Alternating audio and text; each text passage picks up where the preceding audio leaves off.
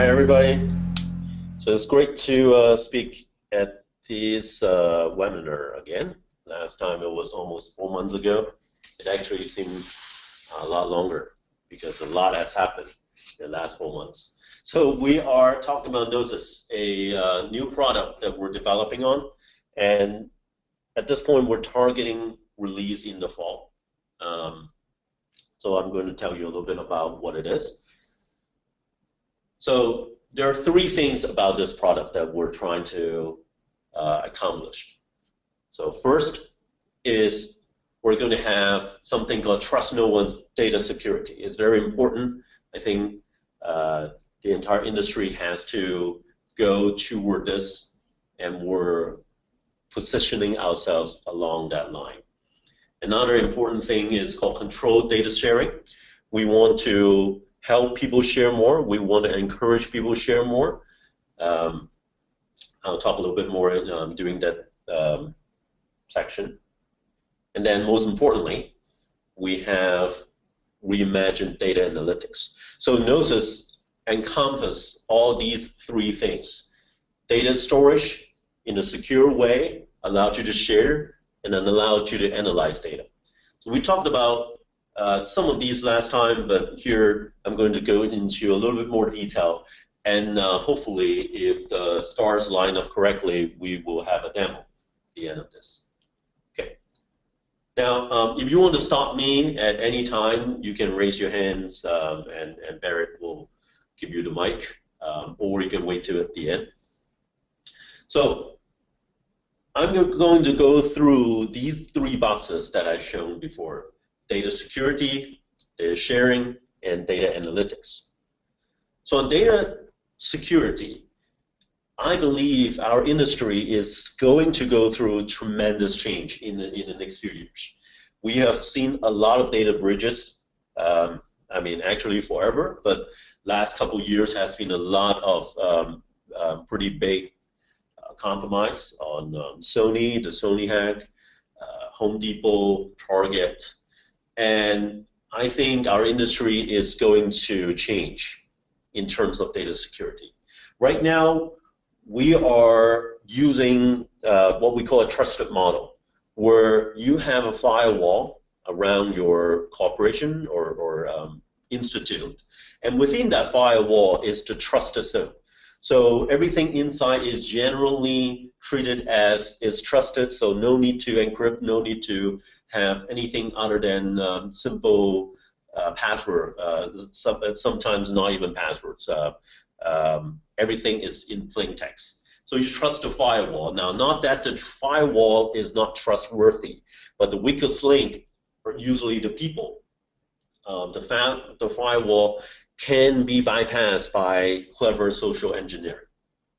So I believe our industry is going to move into more and more into what we call a non-trust model, zero trust model, what we call trust no one.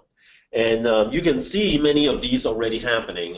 Apple recently just put a big bet on this trust no one model, where they say, well, if you go with Google, you have to trust them, but if you go with Apple, you don't have to trust Apple, because they say they are not going to take your data.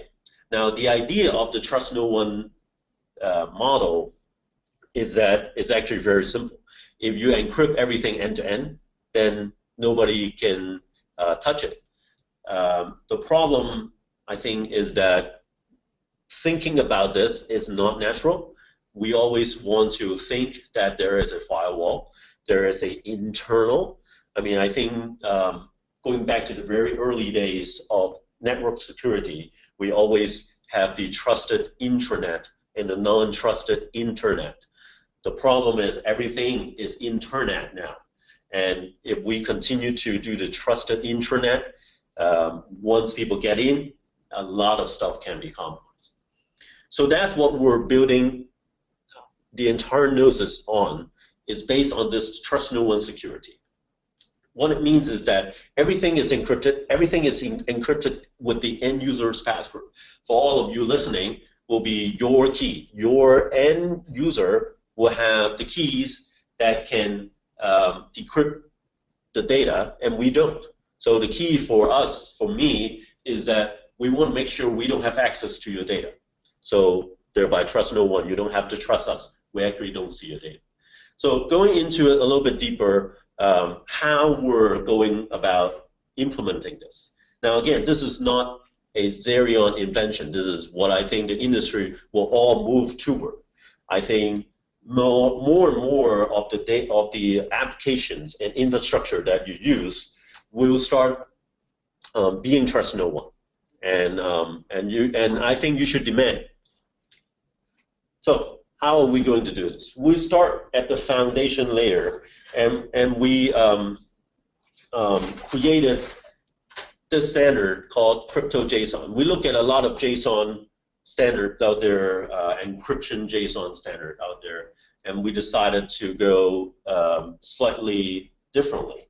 We have this encrypted crypto JSON standard that obviously is based on trust no one.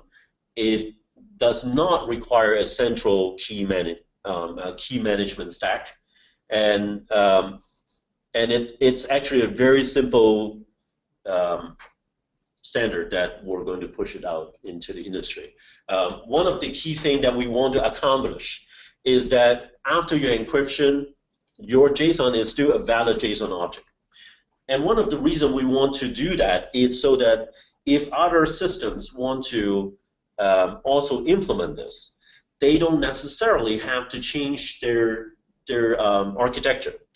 If our system is already working with JSON, they can adopt crypto JSON without much change.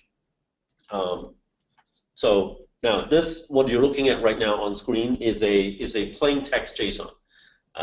I've been told this is already cryptic, but trust me, this is plain text. And the next slide is going to be the encrypted version of the same object. So you can see it is still a structurally sound JSON object, which means if your system is already maintaining JSON objects, to your system is still a valid object. All right. So I'm not going to go into super detail, although there are some technical slides here. I'll go through them quickly, and if you have questions, you can ask at the end. And we're going to have more technical sessions in the future, doing deep dive on the actual encryption scheme. Now, the core of Gnosiz Trust No One is that every record that is stored in our database is going to have a separate generated key. So this, on the top right corner there, each record have their own keys.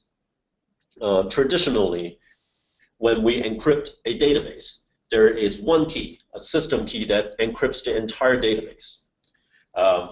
We're going to go into some extreme, and I don't have the detailed data here, but I'll share it later on in a more detailed session, technical session, that we've been able to do this without much penalty from a performance perspective.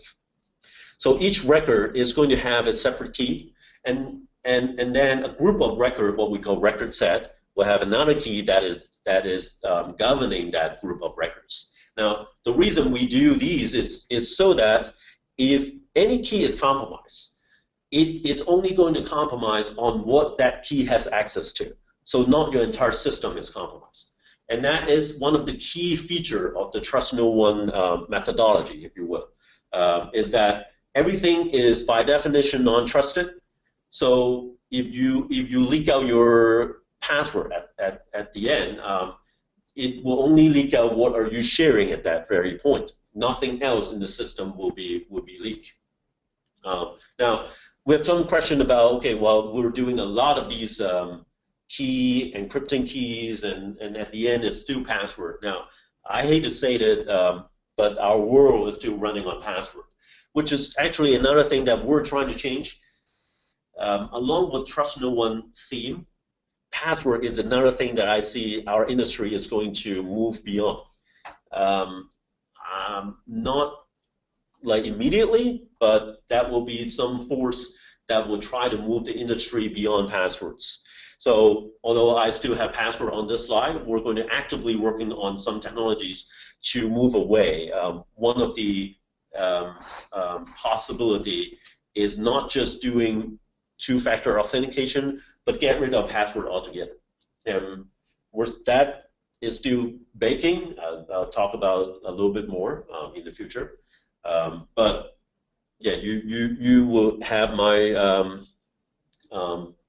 I don't want to say you have my word, but I hate passwords. If you I talk about this a lot everywhere. Password is like the weakest link in our society right now, and that has to change. And we want to do our part in pushing the industry forward. So that basically is a very high-level view of our data encryption. Everything that you stored in Gnosiz is going to be end-to-end encrypted. And every record that comes through our system will have their own key. And then at the end, you are the only one handling your own key. When you share with a set of record sets. And if just in case those keys are somehow compromised, it would not be an entire system. So those are the key things about our data encryption scheme. Yeah, so there is one more thing about data encryption. Because everything is key-driven, we're now being able to achieve what we call ACL by encryption. So access control list. So all the access control in Gnosiz is governed by encryption. There is no ACL per se. There is traditionally in the system where there is an ACL, there's a access control list. There is a database table typically that will spell out who has access to what, or a set of tables. Because everything in Gnosiz is encryption driven, the fact that you can decrypt a key gives you access to that. So there's no ACL to be hacked. So this is what we're trying to go through some internal audits to make sure this is indeed mathematically sound, where one of the things that we want to be able to achieve is that even if you can take our server home, and even if you have access to our source code, and even if you can get the source code and replace every single line of source code at runtime, if you don't have the end user's key, you still can't access the data. That's a big claim, and that's something that we're working on to be able to prove. Okay, so that's encryption. And if you can't tell, I'm very excited about encryption. So next is sharing. Sharing is another thing that I think our industry, our society needs to do more, and we're not doing enough. Now, so there are two types of sharing that I observe. I have kids, so naturally kids learn to share. But as they learn to share, this is more like their view of sharing. I observe my son going through kindergarten, and he started using share as give it to me. So when he says share, he actually means give it to me. He hasn't learned that share has both ways yet.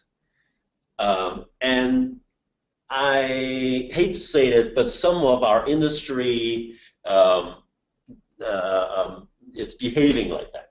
It's behaving like, okay, share means I have access to more data, more open data. Well, sharing also means sharing yours. So how do we as a technology provider provide things that you can share more? Now, many of you are corporate users, so this is more important when you think about in a corporate scenario. You actually may not even want to share. Now, so this may, if you're a corporate user, you will be looking at it from a different angle. I'm trying to attack this share issue not from a traditional, well, you need to share, you need to open source it. Yes, I think there is a lot of open source, open data initiatives, and those are great. Those, I say, are targeting good kids. You have good kids on the left, of this slide that they just willingly share, and we have people like some of the governments and some non-profit organizations that they're eager to just share, open up everything. But for the rest of us, we're corporate users. We have our competitive advantage on the data. So why would we share? We wouldn't. But I think there is still a reason to do so. You want to share just enough so that you can prove to the world that your data is valuable. And so the approach that Gnosiz will take on this is more on a controlled share, what we call.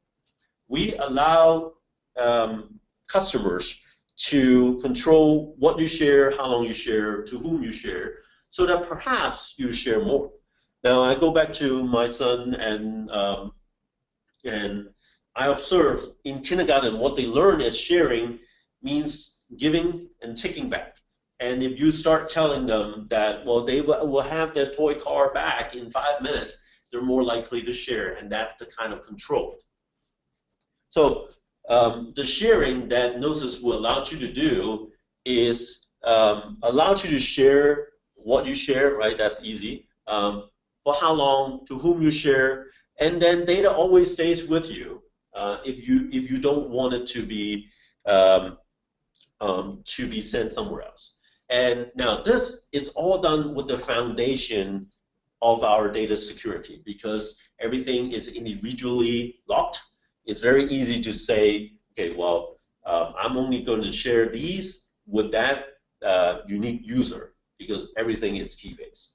So what we're able to achieve is that even when the data is sitting behind firewall, behind your corporate on the top right there, you can share to another user by giving them a shared key. And again, because everything is key-driven. And we're also now able to do on-premise installation, and for countries that will not allow data to leave their jurisdiction, we can allow for that too. So that is a big departure of how we develop iPhone Builder. So iPhone Builder is first and foremost and actually only cloud-based. Gnosiz will be cloud-based, but we will also allow on-premise installation, because this is data security. Data should stay with you. And we then be able to create this federation of data storage that we can all share, hopefully.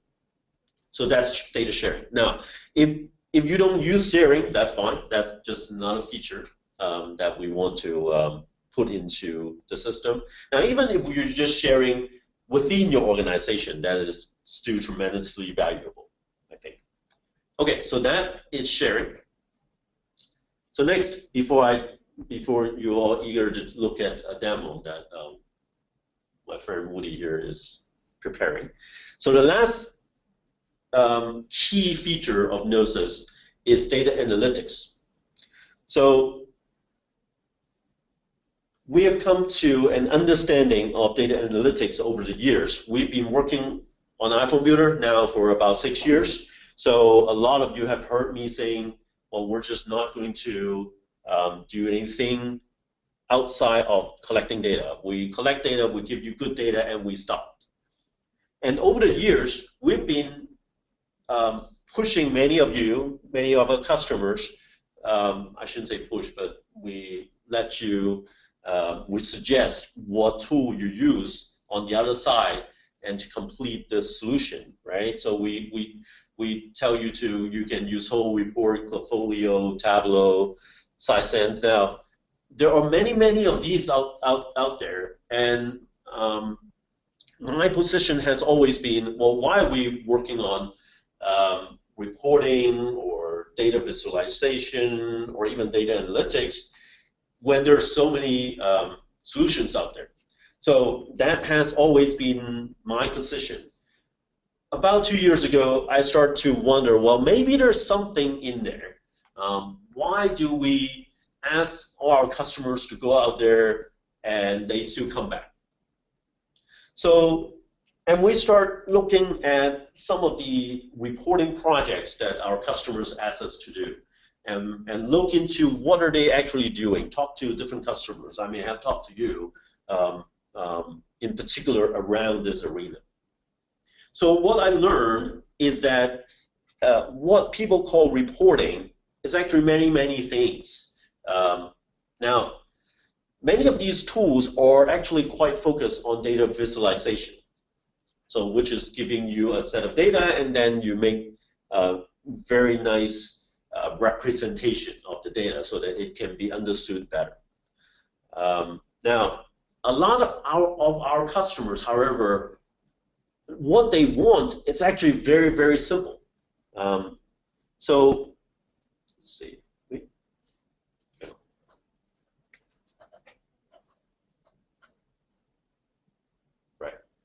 Let me go back. Yeah. What they want is actually very simple.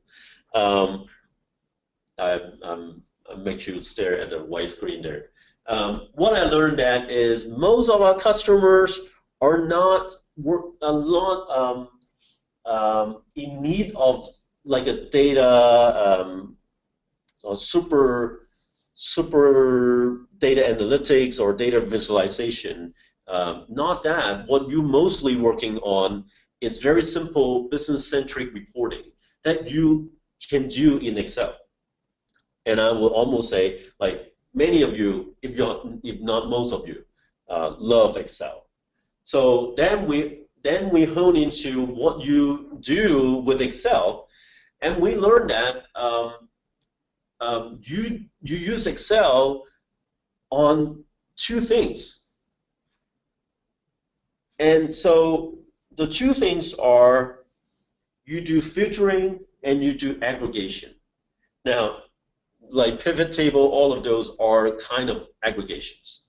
So we learned that a lot of what our customers want to do are not the super fancy feature that many of these tools give you.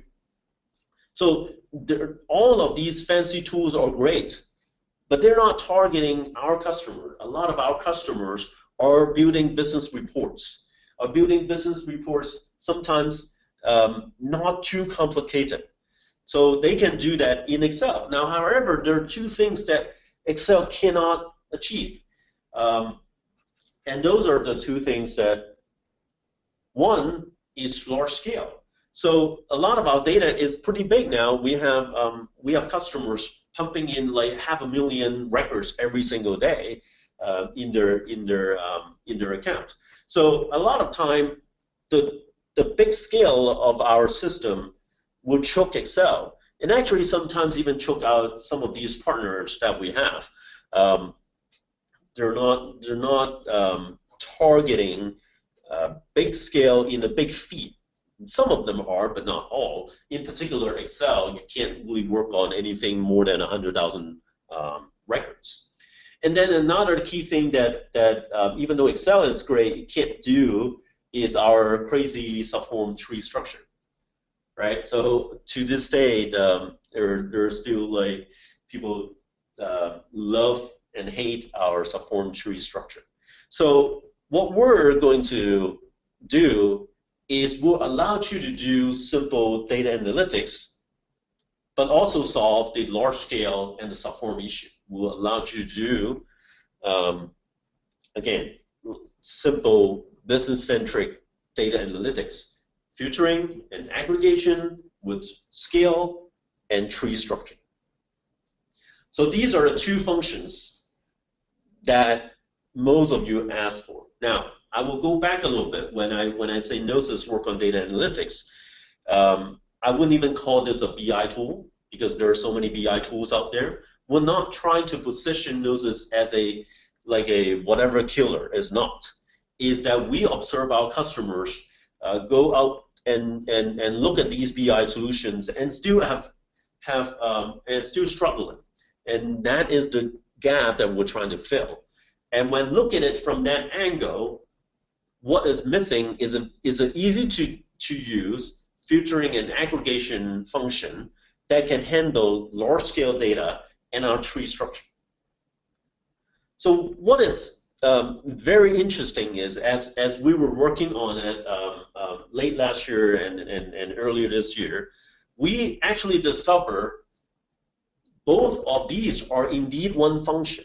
So filtering and aggregation is a different manifestation of one thing. And that one thing is called MapReduce. Now, like, you can raise your hand if you heard about MapReduce, but I can already see not many hands raised up. I've done this a few times. I learned that this is not a term that is common. Now, some of you would know. MapReduce is invented by Google, and they put out a paper in December of 2004. So already more than 10 years old. MapReduce is what makes Google Google. The reason Google can process so much data so fast and in a distributed manner is because of this one technology. So they told the world 10 years ago, and actually it took the world, took our industry about 10 years to catch up. And today, MapReduce is a pretty common development framework. And Hadoop, for some of the developers in the audience, would know that Hadoop is like the big giant framework that a lot of applications are developed on. Now the problem with this is still that MapReduce, however great it is, it makes Google Google, right? So all the billions of how Google made money came from this. In the very, very beginning, they were able to process data much bigger, much faster than anybody who have ever done it. However great it is still locked within the development environment. And that's also the reason many of you have not heard about. And that's the one thing that we want to change. We're now working to put MapReduce in your hands. So some excitement happens over here earlier this year is when we discovered that we can actually create a MapReduce function that is not unlike form building. And what it turns out is it's very much the same kind of skill set as building a form. So whoever can build a form can now do MapReduce, can now do like from very simple filtering to aggregation to very complex fraud detection, like all of these great things that you heard about big data. We'll be able to put it into the business people's hand. And again, whoever can build a form will be able to do that. So I'll end this, and then you will see a little bit of the demo. So on data analytics, what my feeling is like what used to be, there's just a lot of function, just like a cell phone, with a lot of button, but it turns out all you need is just one button. And we're going to give you this one button, and that's called MapReduce. Now, with that said, so before turning into Moody for showing you some of the demo, and we're looking for beta alpha tester. Actually, we're in alpha right now, but we're so eager to show it to customers that we want you to be part of it. We love that to hear from you. So if you're interested in, I'm sure Barrett will send her a form, so you can fill it. Let us know. Now the target release of this is in the fall of this year. So I will end with this. Yes. Just so you know, right now we're doing a quick poll to see what people are most excited about with Gnosiz. And so I just want to let everyone know, in case you weren't looking at your screen right now, the options are the trust no one data security, the controlled sharing, and data analytics. If you guys can make sure you fill that out in the next 10 seconds, and then I'll give back the presenting rights to Z. All right, we've got 70% voted. Let's get the next 30%.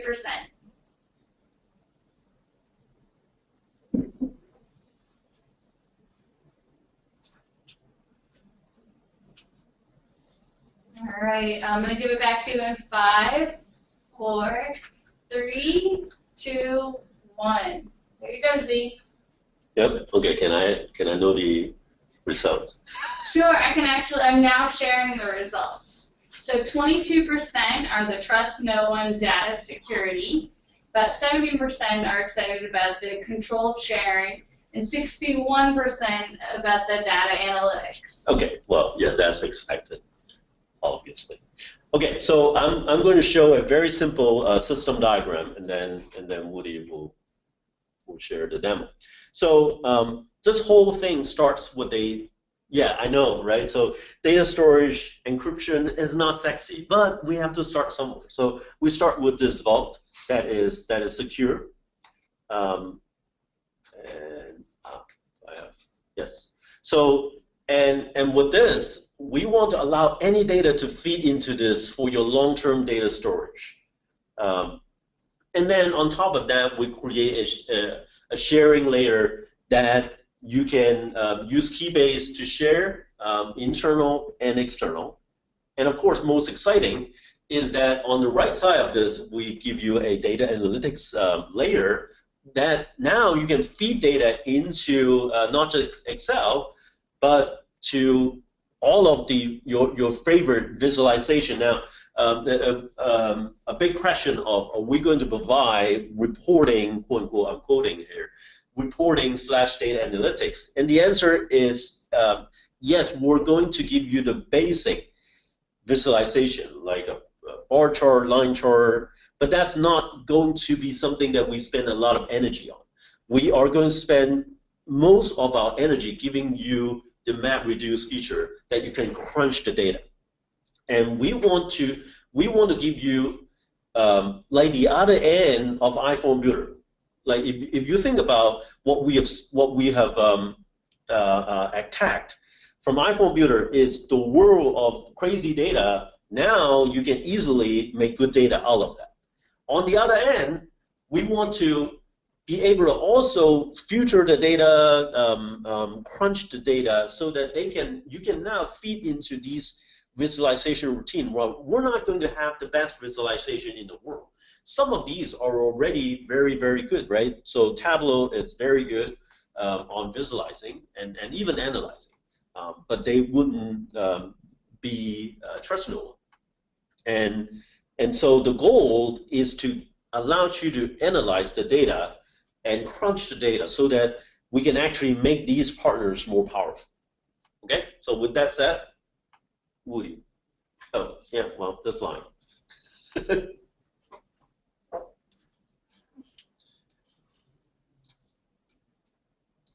you change it to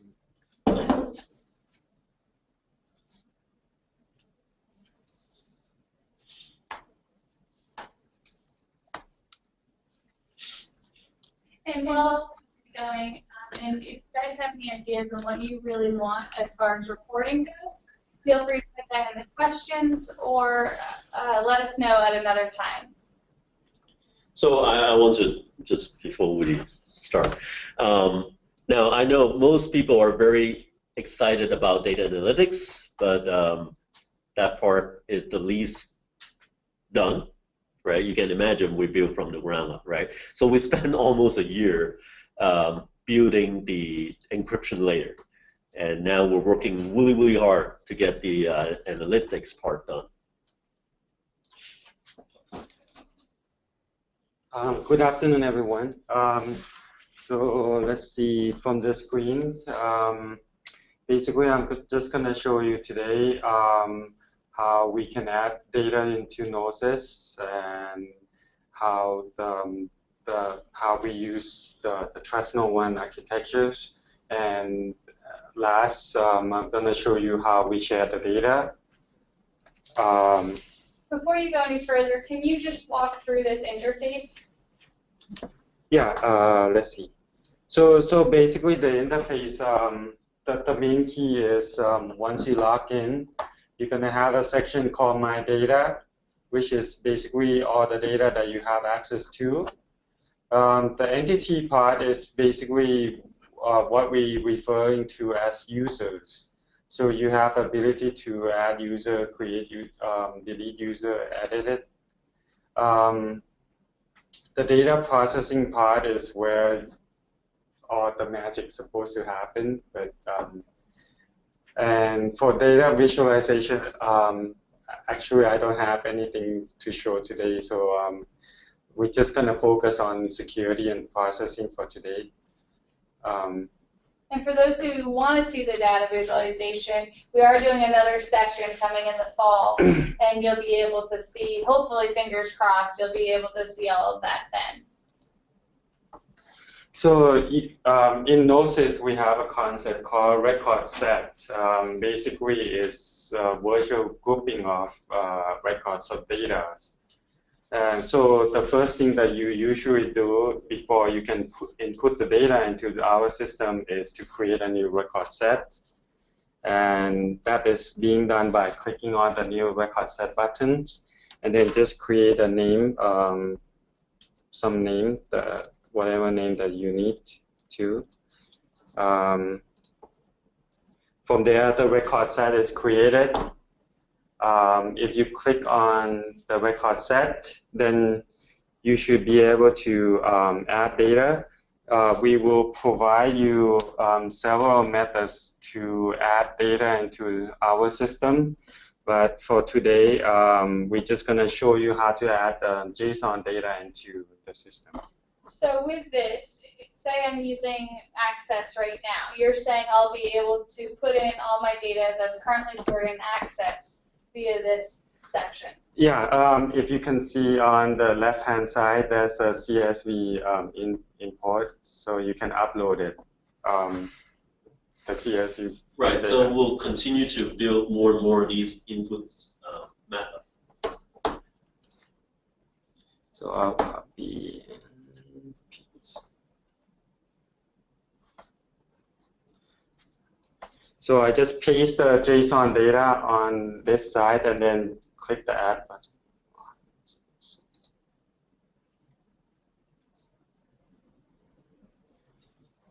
So the data is being added into the system.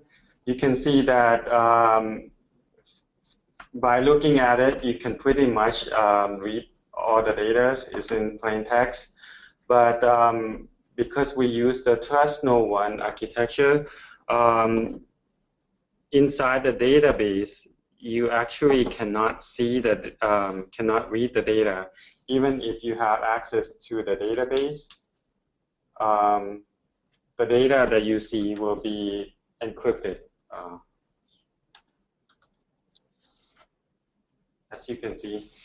So even if I have access to the database, or if I'm able to hack into the database, I still cannot read the data. So it's totally secure. So something important to point out is that none of the keys are actually stored in the system itself, right? So there's no key to be compromised. At the end of the day, it's the user's credential that locks everything. So yes, so the weakest link will be the end user, right?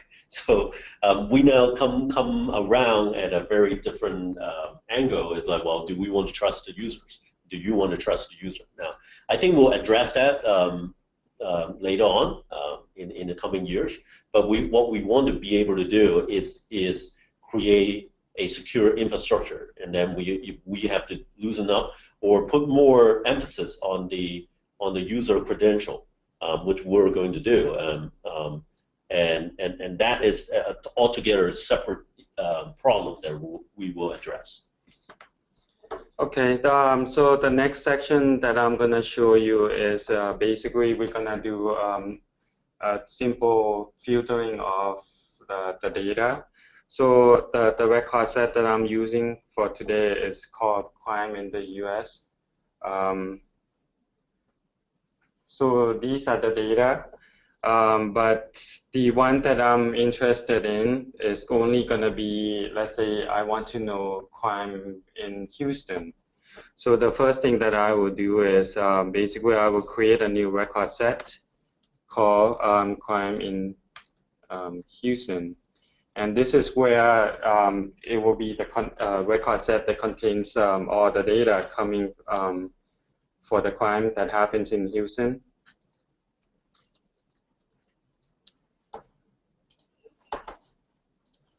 From there, I'm going to go to the data processing section and then create a new job. It's a new filter job. And from this screen, you can see that there's a whole lot of stuff going on right now. Only some of them are functional right now, so I'm just going to try to show you as much as I could. So the first thing you do is you have to select the input record set, in this case, which is crime in the US. And the output record set would then, as you can see, when I select something, then the field is showing up at the bottom. And the output record set, it will be crime in Houston. And then now I'm going to create a filter that will filter all those data that will read the data from the input record set and send it to the output record set. So I just click on the add condition button, and then I will select city equal to, and then I will type in Houston. So that will be my filter. Then I just click submit. And that will create a new job. So the job by itself will not run. So right now, then you can manually running it. Eventually, we will have a way that we probably can schedule all the runs of the jobs. So I will click the blue button here to run the job, and that will perform the task to do the filtering. As you can see, it shows you that you have 1,260 record here, so not a lot, but just trying to get the idea across. So once I refresh, it shows that there's 84 records that has belongs to crime in Houston. So if I click on the green buttons here to see the data, then I can see that all the Houston data are being shown here. So from here, then if let's see, this is the demo 1 user. So if I'm demo 2 and I have another tab which is logged in as demo 2 user, and demo 2 user right now has nothing in it. But basically, demo 1 wants to share this record set with demo 2. So to share, all I need to do is just click on the share record set here. And then basically, I need to select the share types that I want to share with. Basically, the difference between all these is that the token sharing will be that you don't need to have an entity or account within Gnosiz. Basically, you will get a link that you can click on, then you can view data. But then that links will have a time limit, and then it will go away eventually. Then the second one is entity sharing, is where you need to have an account. You need to create an entity in Gnosiz, and then that's how you get access to the data. And the entity assigning is the last one, where basically you get your entity itself is being assigned to that record set. So you have ability to, well, in this case, you have 2 type of access type, and which is read or read-write access. So we're gonna do the entity assigning, and then select read-write, and then share to demo 2.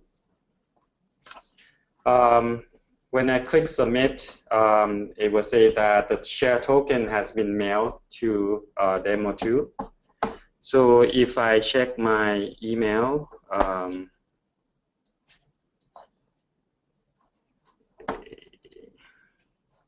then I will receive the email coming from Gnosiz, and then it will contain the token that I need in order to claim the share data. So from here, I just go into demo 2 user. I just go into my data section, and then I can see that in the share token section, I see that demo one has shared the data with me. So in order to claim it, I just click on this button and then paste the share token that I received from the email, and then click submit. Once I did that, then I can see that the crime in Houston record set is now showing in my record set. If I click on it, then I can see the data. And that's pretty much what I have to show for today. That's great. We do have one question that came in, and this is just about Gnosiz itself. And this person says he's a little confused. Is this intended as an add-on to iForm, a standalone product, or both? Well, actually, it will be a standalone product. So Gnosiz is going to be a standalone product that will have its own everything. But obviously, we being the same company, it will be integrated nicely into iForm Builder. So iForm will, most likely, now we haven't confirmed on the pricing model just yet. What very likely will happen is any iForm Builder customer will have access to Gnosiz for free in some fashion, right? So you'll be able to have Gnosiz have access to it. So just a little bit more information on that. Yeah, so basically Gnosiz is meant to be a standalone, but we will provide a way to for the data from the iForm to come into Gnosiz. One of the ways that we're exploring is called Webhook. So from here, from the record set screen, you can actually create a webhook. So by just typing the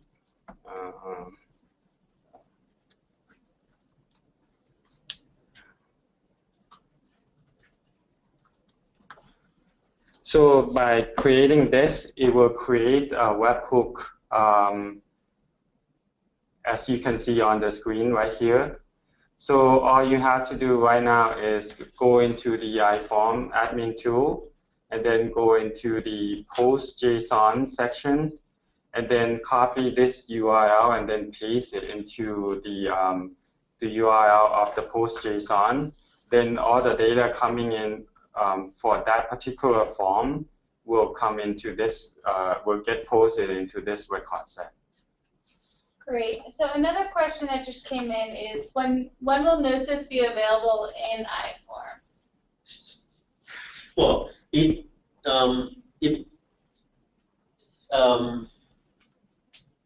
that probably has two parts of it, right? So when would it be fully integrated? The answer to that is it may not matter if it's very similar the way it works. It will likely remain two products, and we'll see where it goes, right? So one of the reasons I want to backtrack a little bit why we're building a completely different product is that iForm Builder has always been architected as a transactional system, and iForm Builder being a live product, we don't want, there are a lot of fundamental stuff that we want to do that we cannot touch iForm Builder.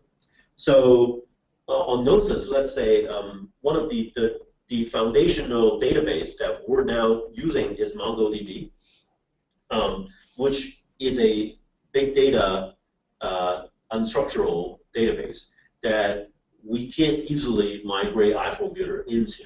Now, it may happen in the future, but we don't want to risk the stability of iForm Builder. So iForm Builder will remain on the MySQL base and will remain stable. Okay, we're not going to rock the boat. But then we're going to slowly introduce from the Gnosiz side everything that we actually want to do from a big data perspective, unstructured data, secure data foundation, and then over time, if there's a need, so we can integrate the two together. But for the next year or so, it will be two separate products. but we're going to, from a business perspective, we'll make it seamless. Great. Now, there's another question, and this question is about the token. So this person asks, is email the only way to share the token? Is that secure? Are there other ways? So the token itself, the share token itself, is inside. There's information of to which user the token is assigning to. So even if somebody got a hold of that token, they cannot claim it because unless they also know the user login and password for that particular token. Great, and if there are any follow-up questions on that, please submit those as well. We are moving on to another question, and this one asks, how can you combine data from multiple sources with somewhat similar data structures? And thank you, Or, for that one. Like I said, if you can still see the screen, this is still work in progress. But when you create a filter job, or even well, let's say the filter job, I didn't go to the section at the bottom yet. But basically, if you can see, there's a transform section, and basically this will allow you to filter out which columns that you want to return, and if you don't want to return the whole thing, if you want to share only 2 columns out of 6, 10, then you can do so. And plus, you can also rename the columns to whatever columns that you need to. So that's one thing that will allow you to format 2 record set to have the same, let's say, column names.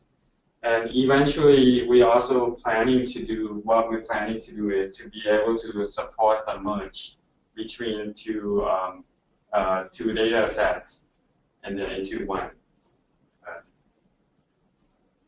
Great, thank you. So I want to jump in a little bit on this. Now, focus on if things that you can currently do, like this particular example, you may think it is very simple. I can do it in Excel, right? So specifically, if you can do it in Excel, do it in Excel. Don't do it in here. This is meant for cases where Excel will fail, portfolio will choke, right? And some of these will allow data to be filtered in. We're basically targeting our test case. It's 1 million records. So we'll start with 1 million records, and the use case that we're looking into is basically about 100,000 add-on every day, and how do we be able to process those data on a daily basis and still be sane. So another question that came about this too is, you mentioned that you can have more than one data set come in here. What about people who have dedicated databases and have the same form within just different profiles? They're able to then have it all compiled in here? Yeah, that's easy peasy. Easy peasy, perfect. No, so again, going back to iPhone Builder wasn't meant to be at this scale. Okay, when I first designed it, I didn't envision iPhone Builder grown into such a massive scale. So now we're end up having hundreds and hundreds of MySQL instances everywhere. And that's really hard to maintain. Now, our team does a really good job. That's why you never have to worry about it. That's why we can sleep. But still, that's fundamentally, we're doing a lot to do something that the industry is largely already solved, which is big data. And that's where we're moving into. And going back to the question about merging different forms, what we want is this Gnosiz data store is your long-term raw data store. Kind of like your pictures. You have your raw pictures, and then you customize it to share.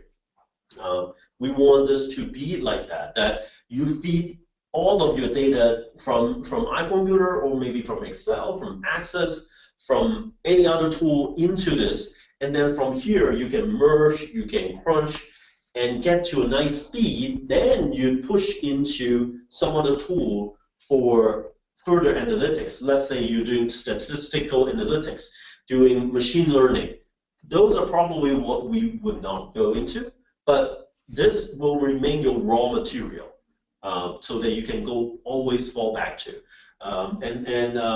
One of the things that we have not talked about is that a lot of customers, what we observe, is that they collect very good data, and then they generate a report in PDF or in Excel. And then it stays in Excel. So the data actually are now locked in PDFs, and that becomes their archive. And that, in the long run, is not a good scenario. You always want to have your raw material accessible in all times. But currently, that's hard to do. So we want to be able to address that. Great. Well, we are coming to the end of this session, and if there are any questions, we are going to be on here a little bit longer. If you want to vocalize your question, I will give you the audio rights. But I want to give a big thank you to Woody and Z for taking the time out to present on Gnosiz. But I also want to thank you all for attending. I know that this is everyone has busy lives, but we really appreciate your input and your insight, and whatever feedback you can give us, we appreciate it. So thank you. Thank you.